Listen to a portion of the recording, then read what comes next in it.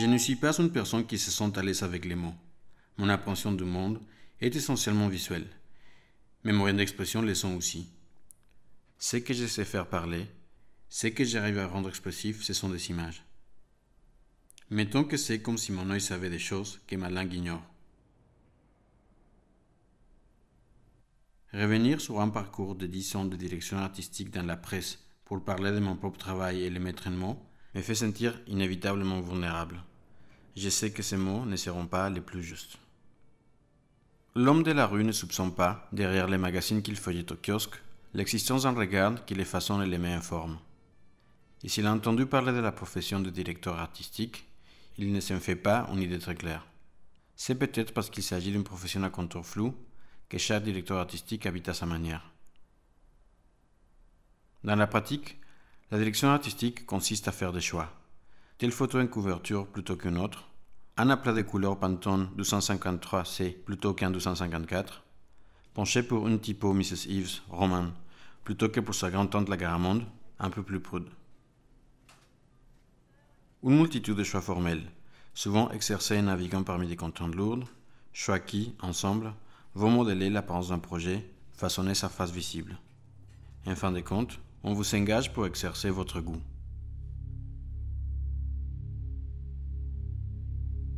Mes choix sont intuitifs, ma sensibilité, comme toute autre, singulière.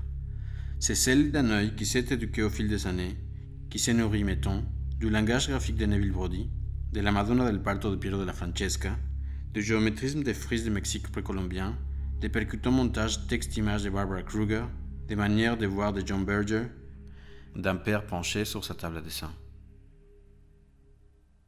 Comment un goût subjectif parvient à arbitrer sur ce qui devrait plaire aux autres reste pour moi un mystère.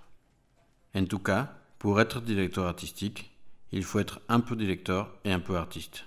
La part de l'un et de l'autre varie suivant les circonstances. Je suis venu à Paris pour faire une école de graphisme. L'enseignement y était un peu plus académique et les professeurs sont sensibles au changement à l'œuvre. C'était l'époque où on commençait à parler de la PAO, publication assistée par ordinateur. Ma planche à dessin devenait quelque chose de fluide. Les possibilités de manipulation étaient découplées à tel point que l'enjeu crucial devenait de savoir où s'arrêter. Difficile de convaincre les autres qu'il ne s'agissait pas d'un gadget, mais d'une révolution en cours. Ce qui m'avait fait choisir la presse comme support d'expression, c'était l'accès à un canal de diffusion incomparable. L'autre journal, où j'ai débuté, était une tribune comme il n'en existait plus. Nos collaborateurs étaient Baudrillard, Sofical, Virilio, Kruger, Greenaway. Dialoguer avec eux et mettre en forme ses propos était extraordinairement stimulant.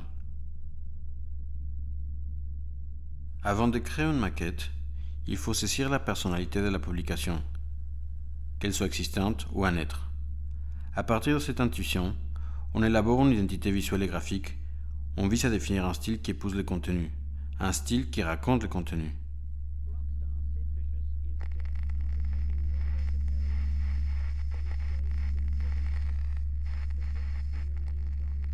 Quand je regarde les maquettes que j'ai dessinées, je découvre que progressivement j'ai marché vers la sobriété. On n'attend pas l'élégance, je crois, par le luxe, mais par la rigueur, par la discrétion. Je n'aime pas le graphisme des graphistes, celui qui s'exhibe, se met en concurrence avec les contenus qu'il devrait véhiculer. Lorsque j'ai mis les pieds pour la première fois dans un magazine féminin, je savais 2 ou 3 choses sur comment placer des typos. Sur le monde de la mode, par contre, je ne savais strictement rien. Au journal, il y avait des filles qui, à 30 ans, avaient déjà 15 ans de métier. J'ai dû apprendre sur le terrain et apprendre vite. Apprendre à choisir des photographes, puis à dialoguer avec eux. Là, les photos, il fallait les fabriquer. Construire une idée et sentir d'après un croquis grossier les potentialités d'une image encore inexistante, et puis faire en sorte qu'elle ressemble à l'image mentale qu'on s'en était faite. Et tout ça en proportionnant les ambitions aux moyens.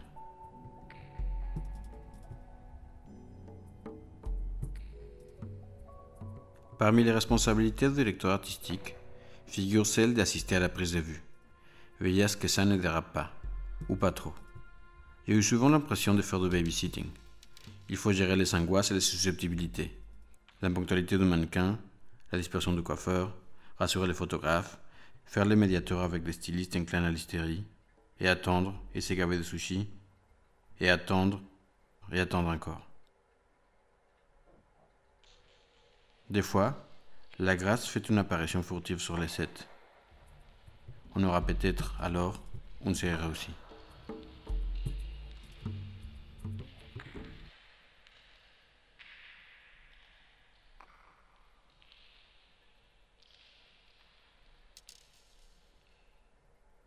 Tel que je vois les choses, la photo est la vedette. Les bons stylistes, coiffeurs, maquilleurs, sont ceux qui se mettent au service de l'image sans essayer de tirer la couverture à eux.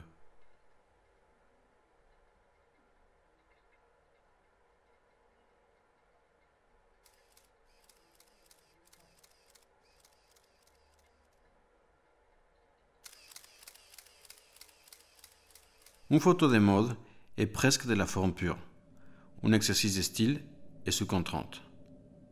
Tout est faux dans une photo de mode, tout est artifice, elle ne cherche pas les vrais, mais les beaux. Son degré zéro est une jolie fille dans une jolie robe sur un fond blanc. Ça remplit les contrats certes, mais c'est se contenter de peu. D'un beau sans substance, on se lasse vite. Et pourtant, c'est ce qui est le plus pratiqué.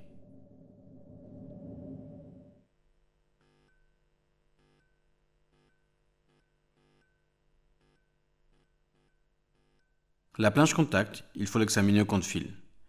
Éditer.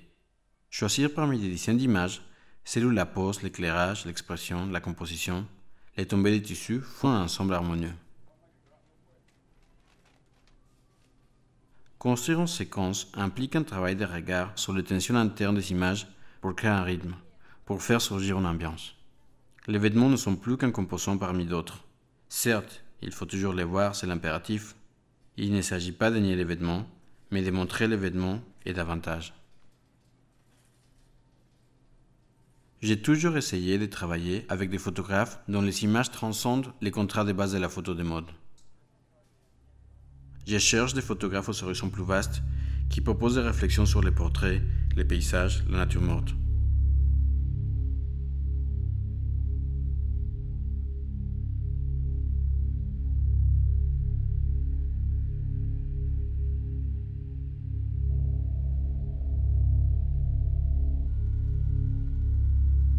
Ou qui s'engagent dans l'analyse sociologique, l'exploration de la lumière, les jeux conceptuels.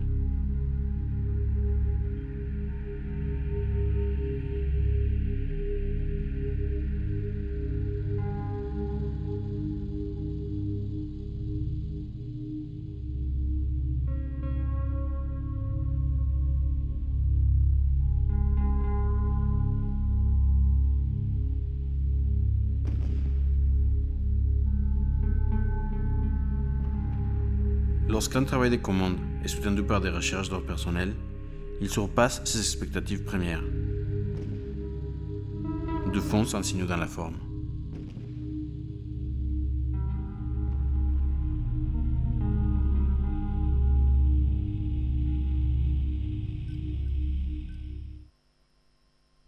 Mettons Jonathan de Villiers, dont l'effronterie et l'essence de l'humour rinçant offrent à l'image des modes la critique de sa propre fatuité.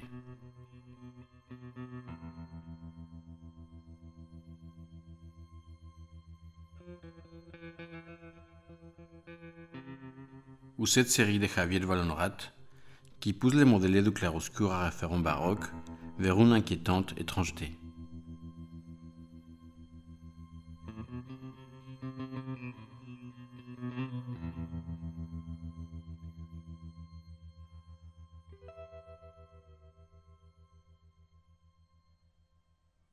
Manuel Horta, ici, réussit la photographie des défilés et montre des vêtements tout en suggérant que les dictats de la mode effacent et nient l'individualité.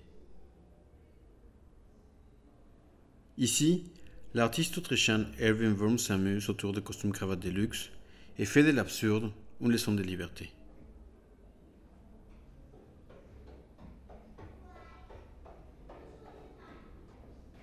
Il n'a pas été rare qu'une relation de travail soutenue avec un photographe déborde du cadre de la commande pour un magazine et évolue vers des projets de création.